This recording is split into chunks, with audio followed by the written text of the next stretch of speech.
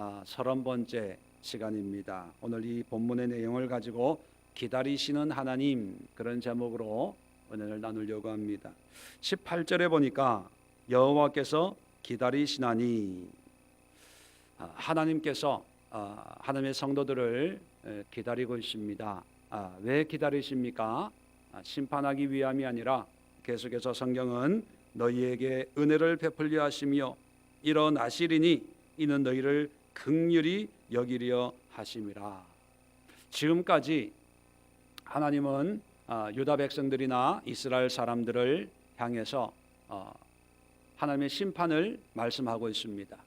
그 심판은 하나님께서 벌 주는 것이 재미있고 또 인간들로 하여금 고통을 받게 함으로 해서 자기의 능력을 과시하려고 하는 것이 아니라 하나님께서 은혜도 주고 긍휼도 베풀어 주기 위해서 깨닫도록 하기 위한 그런 하나님의 심판의 막대기입니다. 자, 이런 심판을 말씀하시면서 하나님은 기다리신다는 거예요. 우리가 돌아오기까지를. 왜 그러냐 하면 계속해서 대저 여호와는 정의의 하나님이심이라. 정의의 하나님이라는 것은 어떤 의미입니까? 공평한, 의로운, 바른 그런 하나님이라는 거죠. 무조건 심판하고 무조건 우리를 힘들게 하는 분이 아니고, 하나님은 정말 공평해서 우리가 하나님의 뜻대로 살면 거기에 합당한 은혜를 분명히 주시는 분이시고, 하나님의 말씀에 순종해서 만약에 손해를 보면 그 손해를 마땅히 갚아주시는 공평한 정의로우신 하나님입니다. 이런 하나님을 믿고 하나님의 말씀으로 돌아오기까지 하나님은 기다리신다는 거예요. 우리는 기도를 할 때 인내해야 된다, 이런 얘기를 많이 듣습니다. 우리는 우리 입장에서 많이 기다려요. 많이 참는다고 생각을 합니다. 그런데 우리만 기다리는 것이 아니라 하나님도 우리를 기다려요. 자, 하나님은 우리의 신앙, 우리의 모습이 어떠한 모습으로 돌아오기를 기다리실까? 19절, 20절, 21절, 22절을 통해서 네 가지 신앙의 모습으로 돌아오기를 기다리고 있습니다. 우리가 간단하게 한 가지 한 가지 살펴보면서 하나님이 찾으시고 기다리시는 이런 모습을 우리가 오늘 깨닫고 오늘부터 이런 삶으로 돌아가면 하나님은 정의의 하나님이십니다.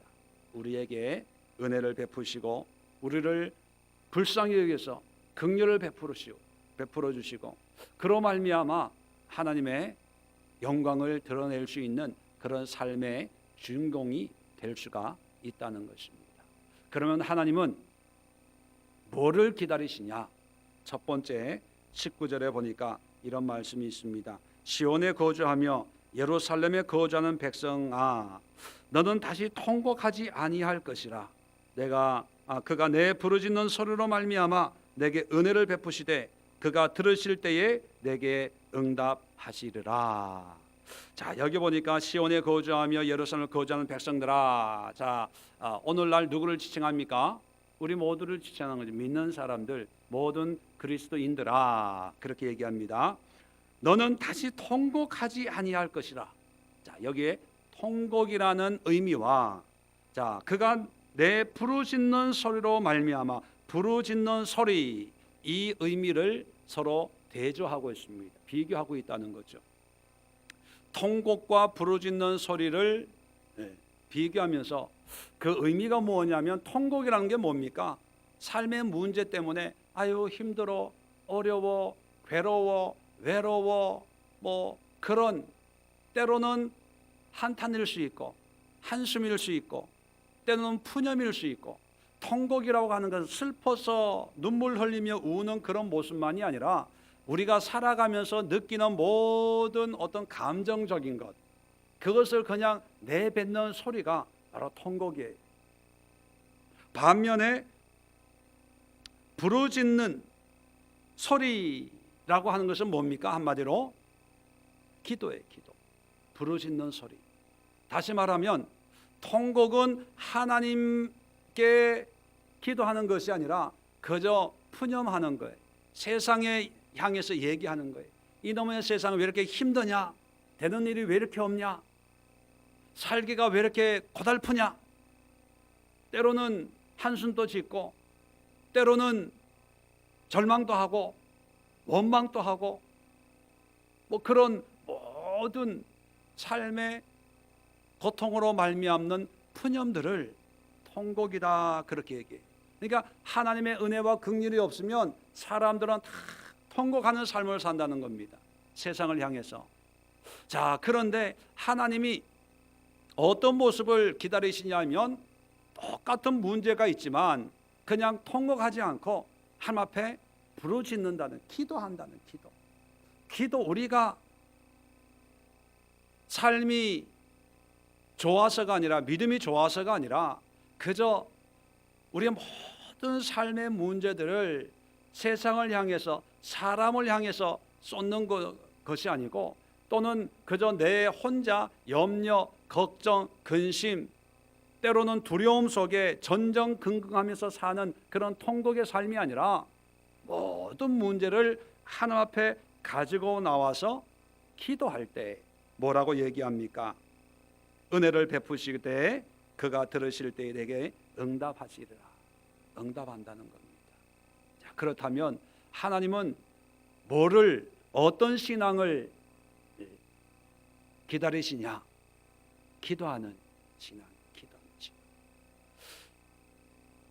신앙생활하면서 기도, 예배, 말씀 이런 거 중요성에 대해서 기가 닳도록 듣지 않습니까? 그런데 그렇게 중요하고 교회마다 기도해야 됩니다. 또 예배 시간에 모임마다 항상 빠지지 않고 하는 것이 기도 아니에요. 그죠? 그런데 정작 우리의 삶에 기도하는 시간은 점점 줄어들고 있다는 거예요. 그런데 하나님은 뭐를 기다리신다고요? 기도하는 사람, 기도하는 신앙을 기다리고 있다. 기도할 때 하나님을 만날 수가 있어요. 기도할 때 하나님의 은혜를 누릴 수가 있습니다. 이번 주일 내일 모레 설교도 기도에 관한 건데, 이 기도에 관한 내용들을 우리가 많이 알고 있지만 또 한편으로는 잘못 알고 있어서 이 기도가 막연하게 힘들다, 어렵다, 또 기도가 잘 안 된다, 응답이 없다, 이런 여러 가지 이유 때문에 기도하면은 마음에 부담을 가져요. 또 힘들어해요. 또 기도하면은 기도 시간에 와야 되고, 중보 기도 시간에 참석해야 되고, 또 기도하려면 교회 가야 되고, 이런 고정관념들 때문에 정작 기도해야 된다는 생각은 가지고 있는데 기도를 안 해요. 대신에 기도하는 것 대신에 뭘 주로 합니까? 걱정은 해요. 염려는 해요. 걱정, 염려하는 것을 오늘 본문은 뭐라고 얘기한다고요? 통곡이라고 해요. 통곡. 그런데 하나님은 통곡하는 것을 찾고 기다리는 것이 아니라 우리로 하여금 기도하는 그런 믿음으로 성장하는 것을 기다리고 계시다 하는 것입니다. 자, 두 번째는 계속해서 20절에 주께서 너희에게 환난의 떡과 고생의 물을 주시나니, 자, 환난의 떡, 고생의 물이라고 하는 것은 상징적인 의미죠. 여러 가지 삶의 문제를 준다는 거예요. 어려움을 이 모양 저 모양 주는데, 자, 내 스승은 다시 숨기지 아니하시리니 내 눈이 내 스승을 볼 것이며. 자, 스승이라고 하는 것은 하나님의 말씀을 가르치는 지도자예요. 환난의 떡과 고생의 물을 먹고 마신다는 것은 삶의 크고 작은 문제 속에 있어요. 자, 문제 속에 있으면 하나님이 보여집니까? 문제가 보여집니까? 문제가 보여지지요. 고생의 떡만 보여지고 환난의 물만 보여집니다. 자, 여전히 거기에는 하나님의 은혜가 있고 그 하나님을 가르쳐주는, 요즘 말로 하면 목사님들, 전도사님들, 하나님의 지도자들이 있어요. 자, 그런데 내가 환난 가운데 들어가면 목사님이 보여요, 안 보여요? 안 보여요. 문제가 크기 때문에, 내가 힘들기 때문에. 아니 목사님 잠깐만요, 나중에요, 바빠요, 내가 급한 일이 있었어요, 이런다는 거예요. 자, 그런데 하나님이 어떤 모습을 기다리시냐 하면, 자, 그런 환난은 똑같아요. 문제는 똑같은데, 내 스승을 다시 숨기지 아니하시리니 내 눈이 내 스승을 볼 것이며. 쉽게 표현하면 문제가 보여지는 게 아니라 누가 보여지는 거예요? 스승이 보여지는 그런 신앙. 내 힘으로는 이 문제를 해결할 수 없을 때, 세상을 의지하고 세상 사람들에게 상담하고 세상의 방법을 찾는 것이 아니라 스승에게 와서, 스승님, 요즘식으로 얘기하면 목사님, 이런 문제가 있는데 이 문제를 하나님의 방법으로 어떻게 해결할 수 있겠습니까? 좋을 때 찾는 것이 아니라 어렵고 힘들 때 세상으로 가는 것이 아니고 믿음으로 와서 하나님의 종들을 찾고 이제 종들이 보여지는, 그렇다면 이렇게 정리를 할 수가 있습니다. 문제 속에 문제는 보이지 않고 뭐만 보여진다? 하나님이 보여지는, 말씀이 사모되는, 하나님의 은혜가 필요하다는 것을 고백하는 그런 신앙, 그런 믿음을 기다리신다는 것. 그렇게 보면 여러분, 환난의 떡이나 고생의 물은 오늘 성경 본문을 보면 누가 주는 거예요? 물을 주시나니, 주께서 주신대요. 물론 하나님이 항상 이런 고난을 하나님이 주시는 건 아니지만, 오늘 본문으로 보면, 자, 어떤 문제를 통해서 하나님이 우리에게 환난의 문제를 주십니다. 자, 그럴 때 하나님이 우리 사람들에게 원하는 것은 그 환난의 크기, 환난의 모양, 환난의 정도, 환난의 어떤 상태를 바르게 알기를 원하는 게 아니라, 환난의 문제 크기는 잘 몰라도 그 문제 속에서 누구를 찾기를 원한다는 거예요? 하나님을 찾기를 원한다. 그런 신앙을 기다리는 거예요. 오늘날 많은 문제들이 있습니다. 문제 없는 인생이 어디 있겠습니까? 그런데 사람들이 만나면 다 자기 문제가 크다고 이야기를 해요. 아유, 집사님이 이런 아무것도 아니야. 내가 얘기 못해서 그렇지 내 속은 집사님 나에 비하면 편한 거야, 편한 거. 그렇게 서로 위로하고 위로받고 또 그런 얘기를 하죠. 그런데 하나님은 그런 신앙, 그런 사람을 찾는 게 아니라, 문제가 크든 작든 그거는 하나님 앞에 맡기고 그 문제 속에서 하나님을 찾기를 노력을 하는 거예요. 그래서 내 힘으로 안 되니까 그 말씀을 가르치는 스승, 나의 지도자를 찾는 거예요. 그래서 여러분, 문제가 있을 때 내 믿음이 건강하냐 안 건강하냐를 보려면, 문제가 터졌다 그럼 아유 죽었다 그 생각하면은 건강한 게 아니에요. 문제가 터졌다, 누가 생각이 나요? 물론 하나님이 생각이 나야 되지만 또 목사님한테 기도 부탁해야지, 목사님 모시고 예배 드려야지, 목사님과 상담해야지, 그런 이 목사가 목적이 아니고, 목사를 통해서 하나님의 뜻을 또 하나님께 기도하고 예배하는 지도자로 오늘 스승이라고 표현을 했지 않습니까? 이 스승이 환난을 주고 안 주고 할 수 있는 능력은 없고 하나님이 하시는데, 하나님의 은혜가 필요하구나 이렇게 느낄 때, 그것이 상황은 힘들고 어렵지만 믿음은 건강하다는 거예요. 그런데 대부분 일반적으로는 어떻게 반응합니까? 좋을 때는 목사님 찾아와요. 목사님 식사합시다. 목사님 차 한잔해요. 이번에 이런 일을 있고요, 저런 일을 있고요, 막 자랑을 해요. 그런데 문제가 있으면 잠수 타. 전화도 안 받고 왜? 해결해 놓고 만나려. 괜히 창피하고 미안하고 뭐 이런 얘기를 뭐 목사님에게 해. 문제가 해결 다 되고 난 다음에 이제 좋은 모습을 보여드리려고. 그것은 하나님이 기뻐하는 모습이 아니에요. 목사가 필요한 것은 제가 뭘 한다는 의미가 아니라 저를 통해서 하나님의 은혜를 구하고 하나님의 도움을 구하고 또 하나님께 영광을 돌리고 예배 드리기 위해서 목사님 모시고 기도해야지. 네. 이런 신앙을 하나님이 찾고 기다리십니다. 여러분들도 빨리 이런 신앙으로 회복이 되면 하나님이 만나주세요. 그리고 은혜와 긍휼과 정의의 은혜를 베풀어 주신다는 것입니다.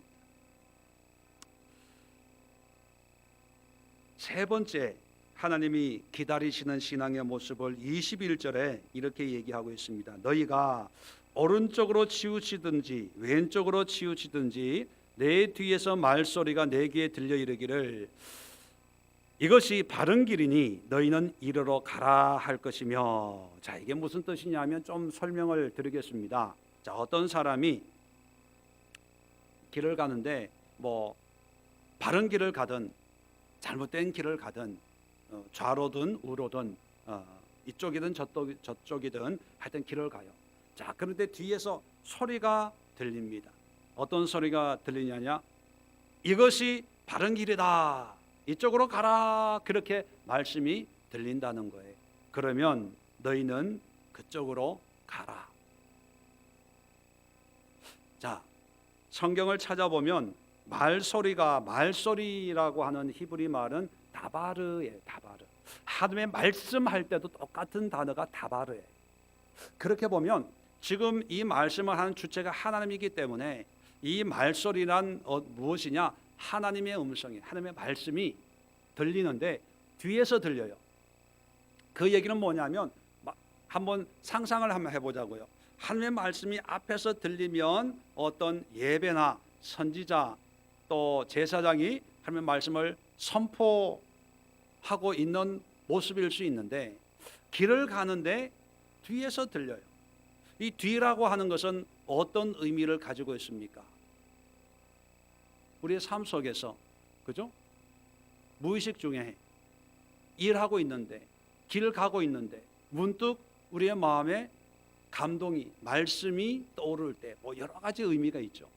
길을 오른쪽이든 왼쪽으로 가고 있는데 뒤에서 하나님의 말씀이 그냥 들리는 거예요. 자, 그러면 일반적으로는 지나칠 수 있죠. 일반적으로 무시할 수 있어요. 일반적으로는 나한테 얘기하는 게 아니구나라고 생각할 수 있어요. 뒤에서 안 보이니까 그냥 내 길을 가면 되는 거예요. 그런데 뒤에서 들리는 소리지만 이 길로 가라, 이 길이 바른 길이다라고 하면 그 말씀에 뭐 한다는 거예요? 순종한다. 그래서 하나님이 기다리시는 신앙은 뭐냐면 말씀에 순종하는 신앙. 말씀. 그런데 이 말씀이 어떤 상황에서 들려지는 말씀입니까? 예배 때 목사님의 설교에 순종하는 것도 순종이지만 상황을 보면 우리의 삶의 현장에서 말씀의 감동, 말씀의 은혜, 말씀이 떠오르면 내가 오른쪽으로 가든 왼쪽으로 가든 상관하지 않고 그 말씀에 전적으로 순종한다. 어떤 분들은 그런 얘기를 하죠. 우리 목사님 훌륭한 목사님이기 때문에 목사님 말씀에 내가 순종해야지. 그런 생각을 합니다. 기가 막힌 것은 어느 교회 요즘에 사회적으로 문제를 일으키는 그런 교회 담임 목사님, 그분들은 담임 목사라고 얘기하지 않고 당회장 목사님 뭐 이러더라고요. 그러면서 뭐라고 얘기하냐면 목사는 당회장 목사는 성령님이래. 성령님.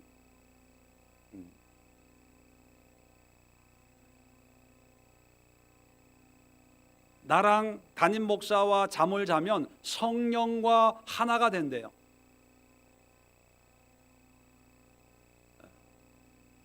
그래가지고 거기에 순종해서 20대 청년들이 잠을 자고 그랬다는 거예요. 기가 막히죠. 그런 교회가 부흥이 안 되는 교회가 아니에요. 몇만 명, 13만 명 교회랍니다. 13만 명 교회.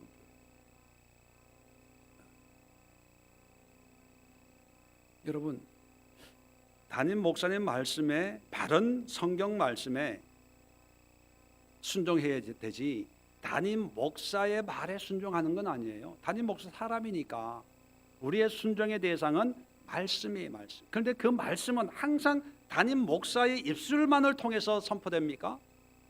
아니에요. 성경 말씀은 예배 시간에도 선포되지만 또 우리의 삶의 어떤 순간순간에 말씀이 떠오를 때가 있어요. 말씀이 기억날 때가 있어요. 말씀이 깨달아질 때가 있어요.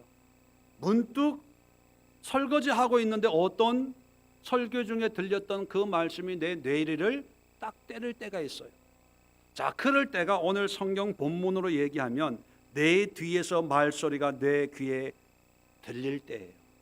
내 뒤에서. 자, 그럴 때는 어떻게 해야 된다고요? 가는 길 쭉 가야 됩니까? 아니에요. 그 말씀의 내용이 뭡니까? 이것이 바른 길이다 이렇게 얘기하면 너희는 이리로 가라. 거기에 순종하라는 거예요. 이런 신앙인을 하나님은 기다리고 있어요. 지금까지 우리는 예배 때 선포되어진 하나님의 말씀에 순종하는 훈련을 했어요. 그런데 그러한 신앙의 모습은 완성된 모습이 아니에요. 예배 시간에 선포된, 목사님을 통해 선포된 설교 말씀에 순종하는 훈련을 통해서 궁극적으로는 우리의 삶의 현장에서 주님이 주시는 말씀에 순종하기 위한 훈련을 하는 게 훈련을. 그런데 그런 훈련이 아니라 교회 예배에 집중하고 그 말씀에 청종하고 순종하는, 목사님 말씀에 순종하는 것이 신앙의 완성품인 줄을 착각을 한다는 거예요. 그러니까 목사님은 이랬으니까 성경 말씀은 저러라고 하면 성경 말씀이 잘못됐다고 생각하는 거예요. 우리의 목사님은 그렇게 안 가르쳤다는 거예요.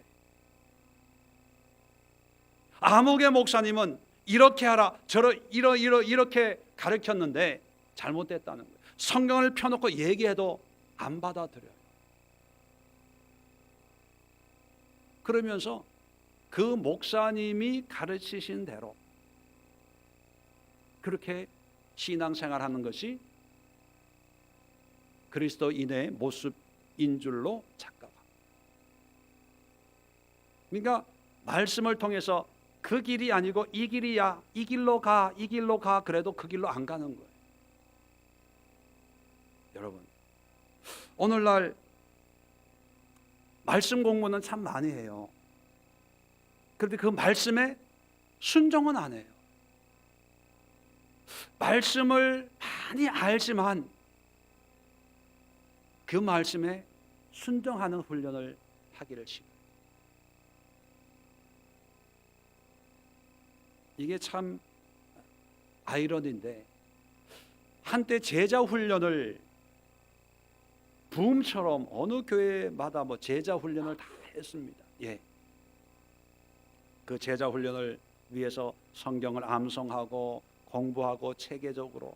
근데 그 제자 훈련의 완성은 뭐냐면 제자 훈련 1단계, 2단계, 3단계 그것을 마치고 2년 만에 졸업하고 3년 만에 졸업하는 것이 완성이 아니고, 제자 훈련은 무슨 훈련입니까? 순종의 훈련이거든요.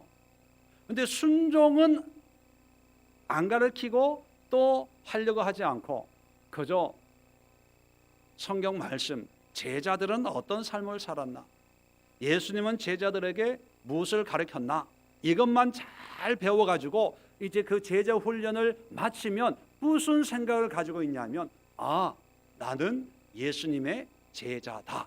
왜요? 제자 훈련 했으니까. 그리고 나는 제자 훈련 코스를 1기, 2기, 3기 했다. 집사님은 몇 기였어요? 내 후배네. 자기가 해병대야? 그걸로 끝이에요. 옥하는 목사님이 제자 훈련으로 교회를 부흥을 시켰죠. 사랑의 교회. 그분이 은퇴를 하시고 탄식하면서 얘기한 게 있습니다. 제자 훈련 실패했다는 거. 뭐냐면 처음 시작할 때는 예수님의 제자가 되도록 훈련을 했는데, 훈련을 하다가 보니까 시간이 지나다 보니까 교회 성장하는, 교회 일꾼을 세우는 그런 프로그램으로 전락을 했다는 거예요. 나중에 깨달은 거죠. 교회 덩치만 키우는. 왜냐하면 하나님의 말씀이 임하고 그 말씀이 성령의 역사 가운데 있으면 모든 사람들이 2만 명, 3만 명이 한 교회에, 한 예배에 그렇게 머물도록 성령이 그렇게 역사할까요? 모든 사람들이 모여서 몇만 명이 드리는 찬양으로, 예배로 만족하고 기뻐하는 그런 삶을 성령이 원하실까요? 아니라는 거예요. 이건 제 얘기가 아니라 그 제자 훈련을 직접 만들어서 시작했던 옥하는 목사님의 얘기입니다. 아니라는 거예요. 그런 하나님이 아니라는 거예요. 그래서 제자 훈련은 실패했다. 그분은 돌아가셨습니다. 그분 돌아가고 계속 문제가 생겨요. 최고의 건물을 져야 된다. 한국의 최고의 교회가 되어야 된다. 정치인들, 유력 인사들을 불법으로 편법을 동원하고, 그게 제자 훈련의 결과일까? 만약에 그게 제자 훈련이라면 제자 훈련은 없어져야 됩니다. 하나님이 기다리시는 모습은, 신앙은 뭐냐면 성경 공부 열심히 하고 예배 열심히 드리고 기도 열심히 하는 그런 성도가 아니라, 그런 과정을 통해서 최종적인 목적은 뭐냐면 하나님의 말씀에 순종하는 거예요.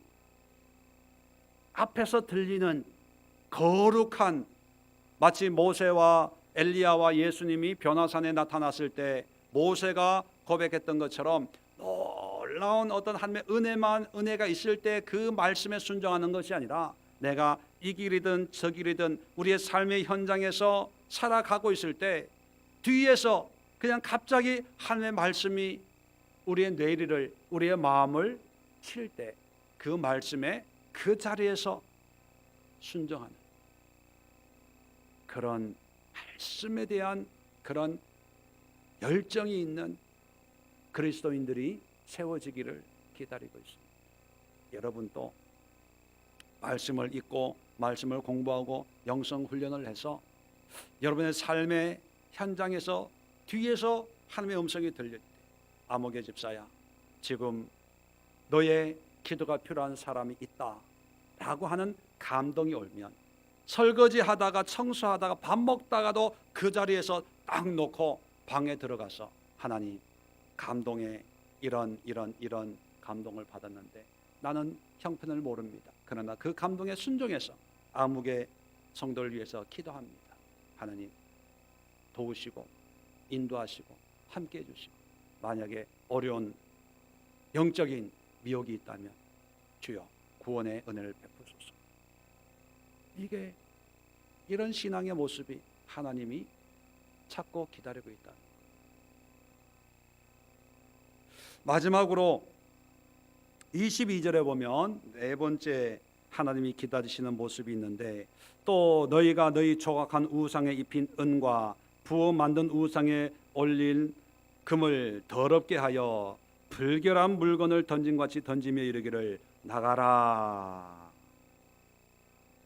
이게 뭐냐면, 그 전까지는 우상에 은과 금으로 아주 이쁘게 만들었어요. 그런데 하나님의 은혜를 깨닫고 또 하나님의 말씀에 순종해서 은과 금 얼마나 귀한 겁니까? 그런데 그것을 불결한 물건을 던짐같이 던지는 거예요. 그러면서 나가라 나가라는 말은 좀 고상한 표현이고요. 문자의 의미를 살려서 표현하면 꺼져라, 필요 없다, 던져버리는 거예요. 은금이라고 하는 것은 뭡니까? 정말 우리가 부여할 수 있는 모든 최상의 가치를 가지고 있는 것이 은과 금 아닙니까? 그리고 우상은 뭐예요? 뭐 부처나 뭐 이런 형상의 우상만이 아니라 어떤 하나님 없이도 우리에게 만족을 줄 수 있는 어떤 야망, 꿈, 부귀, 영화, 기타 등등이에요. 자, 그 우리의 우상의 은과 금을 정말로 귀하게 여겼거든요. 소중하게. 이게 없어지면 당장 죽어요. 왜? 내 자존심의 문제이기 때문에, 내 존재의 의미이기 때문에.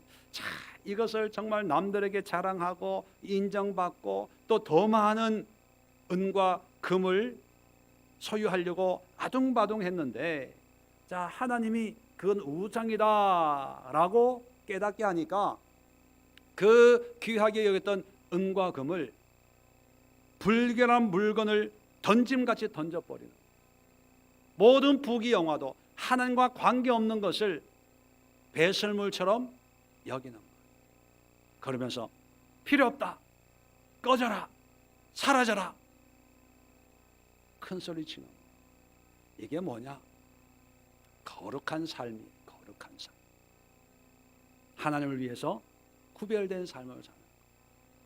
세상은 은과 금이 최고라고 얘기하지만 하나님이 나와 상관없는 것이다 라고 말씀하면 그걸 배설물처럼, 오물처럼 던져버릴 수 있는 그런 거룩함이 있어야 됩니다.